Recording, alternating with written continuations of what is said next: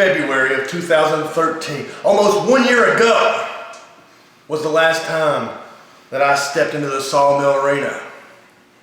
But next week, January 24th, I return. And not by myself, no, you see, I got the 6'7", 315 pounds, buller making, drinking, fine cut dipping, 100% Tennessee ass kicker coming, and there's a reason the Illuminati, the most dominant faction in the NWA, was coming, and that is because there is a tag team tournament for the new NWA United States tag team titles.